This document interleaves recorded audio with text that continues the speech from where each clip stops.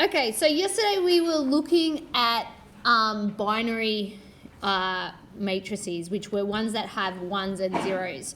So this sort of leads into communication matrices. So a communication matrix is a square binary matrix. So and it means that it'll only have ones and zeros.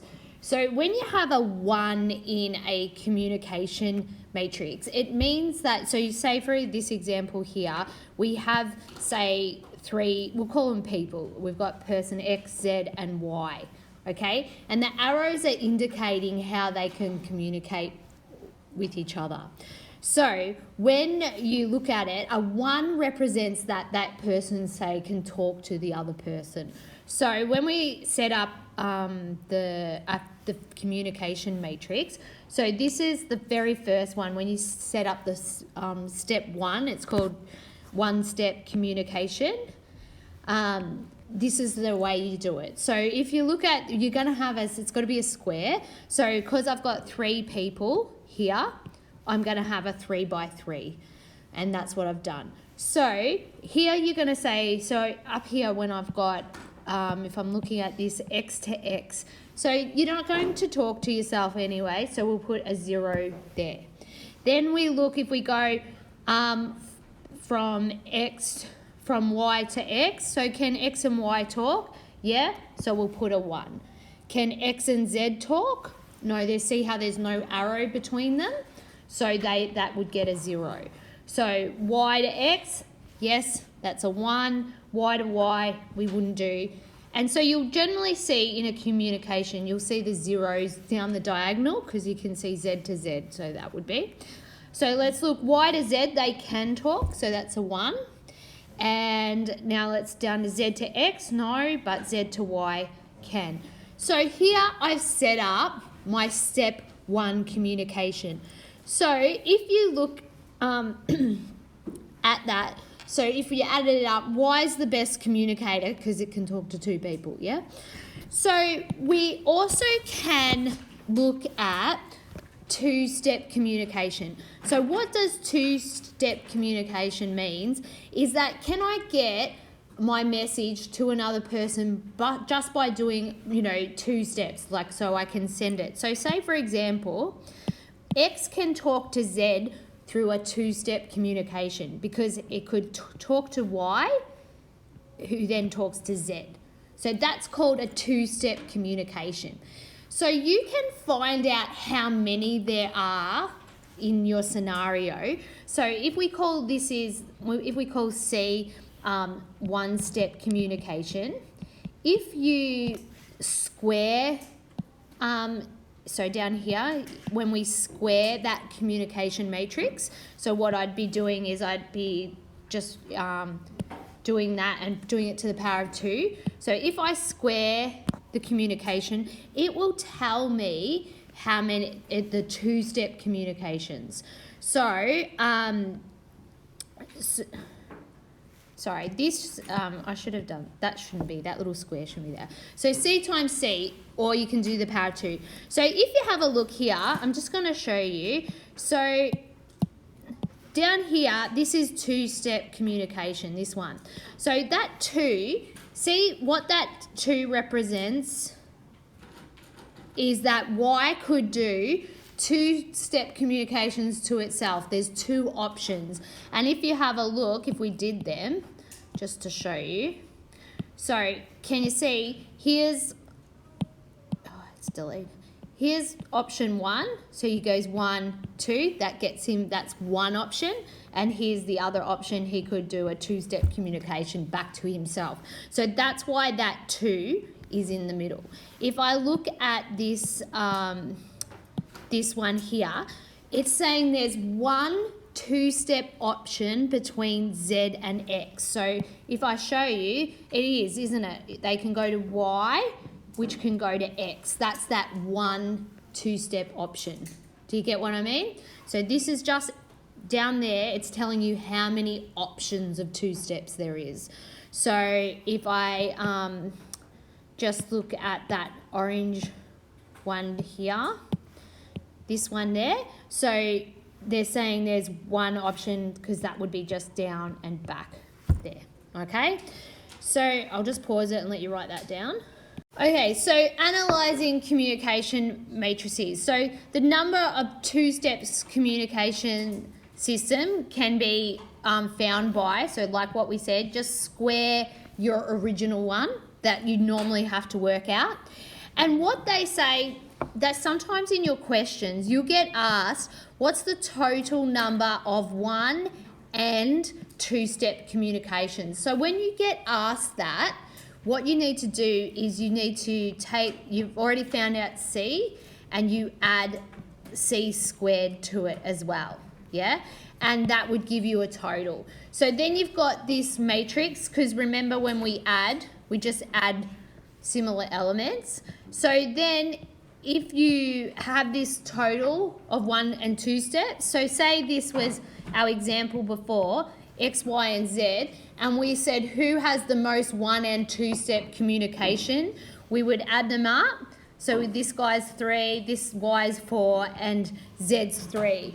So Y has the most one and two step communications. Just be careful, if you see the word and, it means you add them, okay? They will set out, they'll tell you what they want you to work out. They might say find just the total one-step communications. That would mean you just add up across, just add up the rows in the normal communication. If they say how many just two steps, you just add up the twos. If they say 1 and 2, you've got to add them together, okay? So the word and means plus, so just do that.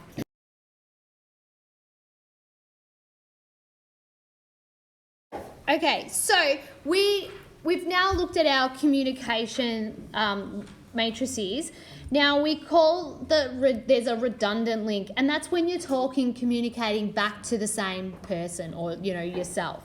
So a communication link is said to be redundant if the sender, the one from, and the receiver to is the same person. So really the redundant link is that diagonal, because that's where it's all A to A, B to B, C to C, and D to D, okay? So often when they say, so finally the total number of one and two steps can be found by adding them, but if they ask you how many, say across here, they'll say what's the total of A's 1 and 2 steps.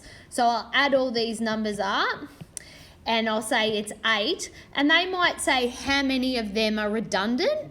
I'll say 1 is redundant. It's not really worth it, is it? Because it's just going back.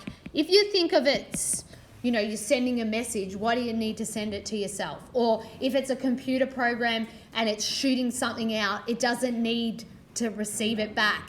It just needs to go out, all right? But you still add them up only if they asked you that, which one's redundant, you can tell, all right? So let's just go through the summary. A communication matrix, square binary, so that means just ones and zeros. Matrix, and the ones indicate you can communicate with someone else. The number of two steps communications can be identified by squaring the first one, the communication. And if you're asked for the total 1 and 2 steps, you need to add them together, and that will do that. And that the leading diagonal is redundant, meaning it's not really needed. So the leading diagonal, which is this one, is redundant. What they mean is because you're delivering it back to yourself, it's not really worth it, yeah? So they call it the redundant link. Okay, so question 7, the communication matrix below shows the direct paths which messages can be sent between two people in a group of 6 people, U to Z. So pretty much you've just been told this is like communication 1, yeah? Your C, your original. And they'll say a 1 indicates, so they're always going to give you this little blurb because it's like they have to tell you that a 1 indicates that you can communicate. All right, and they're giving you a little bit of an example there. So the question there is, in how many ways can Y get a message to W, sending it directly to one other person? So you might just want to write under that, sending it directly to one other person. That means it's a two-step. Yeah? So they're saying how many two-step communications are there between Y and W, from Y to W. So 2 steps. So I've taken this C communication, I've typed it into my calculator, and here it is, and then I squared it and I got this answer. So I'm looking for from Y to W. So from what, and I probably need to, so we had U, V, W, X, Y and Z. So I'm going from Y to W, which is this one. So how many two-step communications are there? No. 0. So that's the answer. All right, so dominance matrix is a square binary matrix. So once again, we've got square binary. So that would mean it has 1s and 0s, in which 1 represents a one-step dominance. So what that means is these arrows will go one way. So what that means, because someone is dominant over the other. So these ones are used in like tournaments or game competitions, yeah, because you have a winner over, the other person. So let's have a look at this round robin tennis tournament. So we had this tournament, and then they're showing you how it works. So see here between A, so see the arrow going out, arrow A goes out to C, and it also goes out to D. So it shows that A defeated C and D. If you look at this one, Bridget defeated Anna. So if you go to Bridget, you can see the arrow goes out. It also goes out to Emma and also out to C. So can you see that's where the dominant would be? So if let's just practice setting this up. So it's like the communication, but we have to be careful. So because we've got 1, 2, 3, 4, 5, we've got 5 people. So we'd have a 5 by 5. So we'll do one together. Got a 5 by 5. Now, obviously, you're going to have zeros on that leading diagonal again because you don't play yourself. Okay, and then we normally say that this is the... so this is from this person is the winner and this person is the loser, okay? So if you go along, A did not beat B, so it's a 0. Did A, who did she beat? She beat C and D, so I put 0. Now B, they did beat A, and did they beat C? Yes, and they didn't beat D, but they beat E.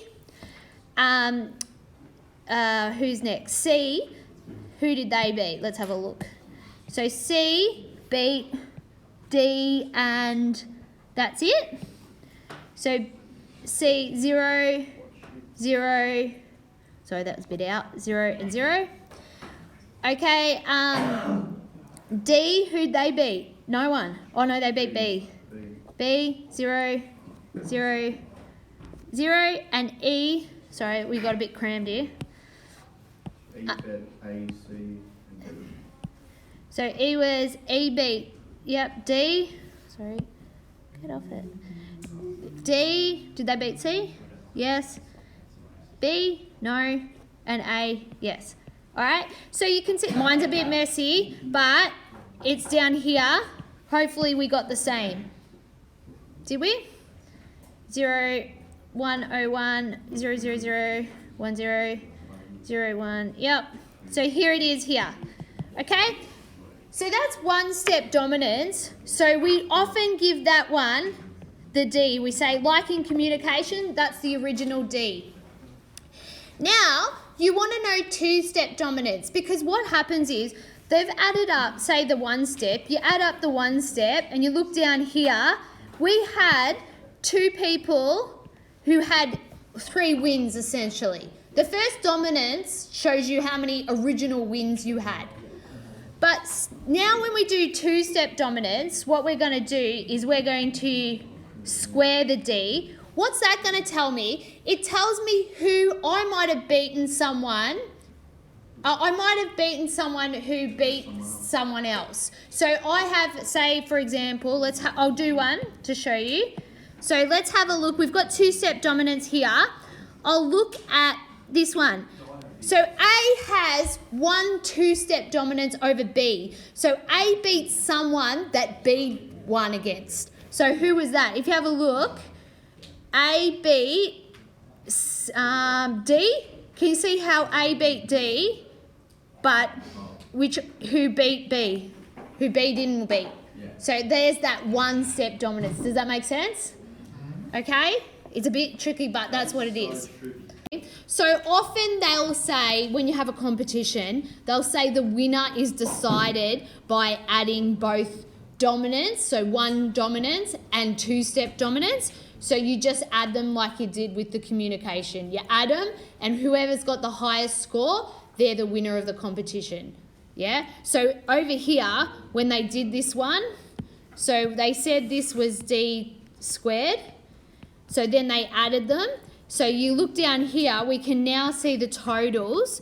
So the winner in the end, even though B and E had the same amount of wins, B is the winner because it had more two-step dominance over other people than E's, okay? So we say that B's the winner, yeah? All right, let's go do some oh, wait a minute. Okay, so let's just, to summarise, the first thing you want to do when you get the dominance is you construct your dominance matrix, so the 1 step. So you construct that D matrix. Then you would square it to get the 2-step dominance. So you can just square it in your calculator once you've done that.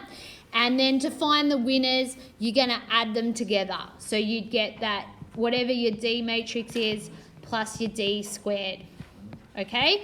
So we're going to have a look at this exam question, and I might do it on the calculator with you. So the network below shows the results of a chess competition between 5 players. There. Down here, they're going to indicate, you know, what an arrow means. We know that if the arrow goes out, they're dominant. So they said the sum of their 1 and step 2 dominance is calculated to give each player a dominance score. The dominance scores are used to rank the players. The ranking of the players from lowest dominance score is.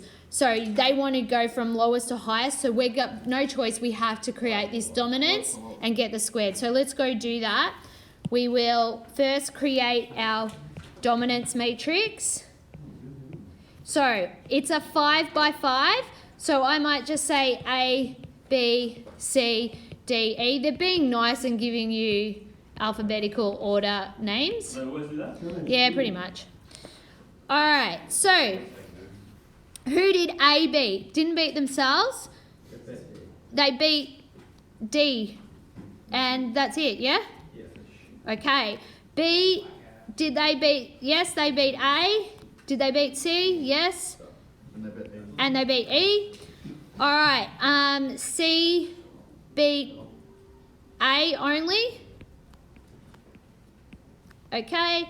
And D beat. Who'd they beat?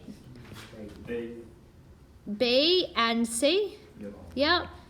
And E beat A. They didn't beat B. They beat C. Beat D and not themselves. All right, so we've got the dominance. We're going to go now into this in our calculator. And then we're going to do D squared in our calculator, and then we're going to add the 2 of them together. So I'm going to do that with you now. Okay? Okay, so we've added them together, and we now see the totals. So we can see that our winner was B, then E, then D. So which one answer was it in the end? It was A. All right, awesome. Okay, so it says use the graph to construct a dominance matrix that takes into account both 1 and 2-step dominance. From this matrix, determine who's the most influential. So let's first work out our dominance matrix. So I have 4 people, so it'd be A, B, C, D, A, B, C, D. Okay, and then we go through it. So A beat B, and they beat D. Okay, B beat no one but C. C beat no one.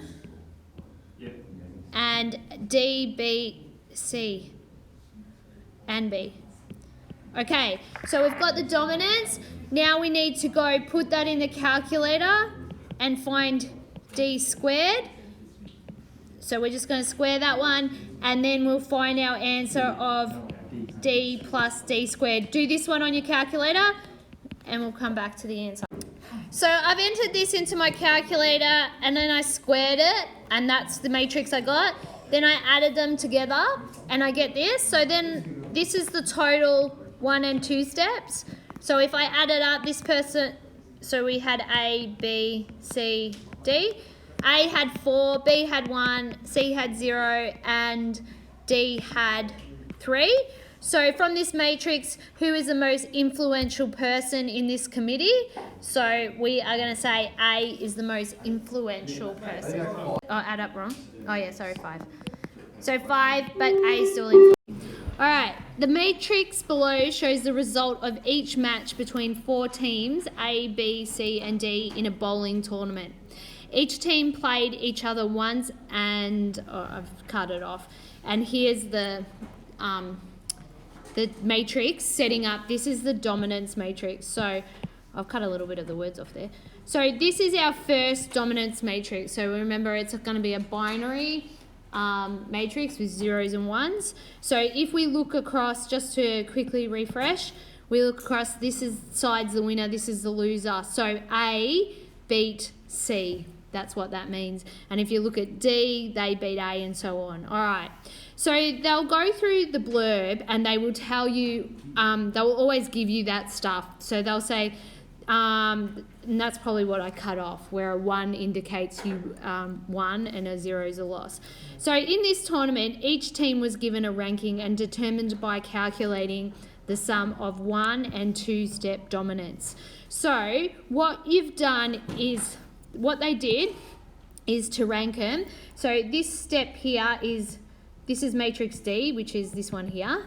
Then we squared it, so, and we added D squared, and we end up with, this is the total of 1 and 2 steps. Okay, so once you've done that, we've added across here the rows, and we get the ranking, or we get how much 1 and 2-step dominance they have. So when you do that, you can see that C was the winner because it had 5. So we've got C the winner here because it had 5. So then it said using this method C1, and we can see that. Now team A would have been ranked number 1 if the winner of one of the match had lost instead. So this is a quite hard question, and we're at the end. So this is what happened up here, is originally, up the top here is originally what happened. So I can see, yes, C became the winner. Now they're saying A would have won if a game was changed. So what I did was, because I worked out, I saw the 1 and 2, so I've worked out the ranking originally, and I see, yep, that's C1. And then I've had a look, and if you look, B came second, and then A came third. So if they're saying one game changed to make A the winner, I was going to assume that it'd have to be between B and A, yeah? So that was my guess, and I'm going to have a go. So what I did was, see, this is the original dominance matrix, this one up here. I decided to change that to a 1, and I changed that B lost against A. So I've changed one game, haven't I? Yeah? So then I pop it in, and I squared, I did it again. So with that change, I've changed it. Oh, I think I've changed it wrong on here. That should have been 1 there. Sorry, I've changed that wrong. Yeah, and then this would have been a different dominance. But you work out that A gets ranked number 1, and then that's how. So with changing 1 game, it changed it. All right? So then this answer was A and B. So it's quite in-depth. You had to probably work out the original scenario and C, and then you had to change it. So if I was changing A and B up here, I have to change that A now beat B, and then you've got to go around and make that B lost to A. All right? You can have a play with that later. All right, question 3. 5 people, India, Jackson, Krishna, and Leanne and Mustafa, competed in a table tennis competition. Each competitor played each other once only. Each match resulted in a winner or loser, and the matrix below shows the tournament. And here they're going to say 1 means you defeated 0. Now, the question, you finally get down to the question. There is an error in the matrix. The winner of one of the matches has been incorrectly recorded as 0. Which match was this? So what you can see here in the colours, I've colour coded to C. So I was looking at I. Now if I has a 1 here, so I has a 1 there against J, that means J should have a 0 against the I. So can you see how I'm matching up those letters? So when I have I and M, there, if I have I and M there, I go and match and see that I and the M and I. Now, there should always be a 1 and a 0 because someone needs to win. So can you see in that one, between I and M, there is both, oh my God, there was 2 zeros. So that means that one's incorrectly put in. So that's how I found A.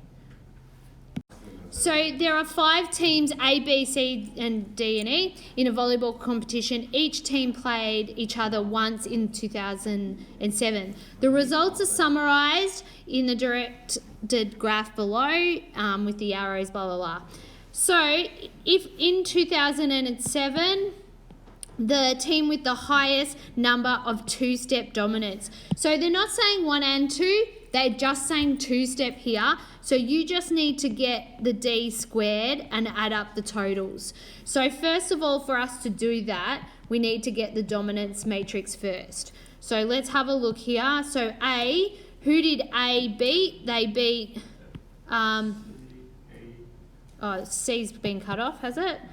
Yeah, sorry. So A beat C and D and E, okay? So off I go and I'd pop that in. A beat C, what did I say? D and E, yeah. Who did B beat? B beat A, D and E. C beat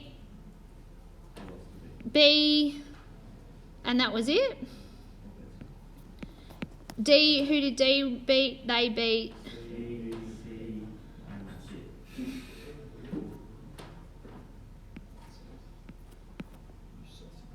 oh no, who am I doing? D. And E beat, yeah. Okay, so we set out the first dominance, and then what I've done is I've squared that in my calculator, and I get this. So this is actually D squared now. And then I add up the totals. So this is I've gone along the rows. And so if we look at that, who was the winner? Here, B. B had the highest. So there's an example where they just said, they said they're just going to rank it on 2-step dominance only. And that was that. So the graph below shows 1-step dominance between 4 farm dogs, Kip, Lab, Max and Nim. In this graph, the arrow from Lab to Kip indicates that Lab has a 1-step dominance over Kip. The graph could be concluded that Kip has 2-step dominance over. So if you look, we could set up the dominance, but we could really, just knowing what 2-step dominance is, let's have a look. So if you look at Kip, and here he is, who can he be that beats him? So see how he can beat Lab, someone who can beat Lab. So here, I'll say 1, 2. So Kip has 2-step dominance over Lab because Lab beat him, didn't he? Yeah? Yeah. And so he's got 2-step dominance over Lab. What about, has he got anyone else? Nim? So if we look here, how can he do that? Oh yeah, here. Is that what we're talking about? Yeah. Yep. So he's got 2-step dominance over Nim. And is there anyone else? No. So Lab and Nim only. Just so we can practice setting up the dominance, we could check this. We'll do this, and we'll check what our D squared looks like. And I'll do it on the calculator with you to practice. So let's go Kip to Kip. Kip had dominance over Max, and that was only, was it? So 0, 0, 1. Lab had dominance over Kip, not himself. Nim, yes, and not Max. And Nim had dominance over just Kip. And Max had dominance over... Oh, this is just one. Yeah, this is just one. Lab and Nim and not Matt himself. So I'm going to pop this into the calculator and square it and see if we get that we want to see between Kim and Lab. So when we set this up, we're going to have A, B, C, D, A, B, C, D. This will be D squared. Oh, sorry, Kim. Sorry, Lab. Yep, sorry. So, Miss, does that actually matter? No, not on your calculator. But anyway, we want to see between, who was it? Kip has 2-step dominance. So when we look at Kip, we want to see that there's one option in between him and Lap and one option between him and Nim, and we should see that total up as 2 because we thought there was 2. Yeah? So let's go.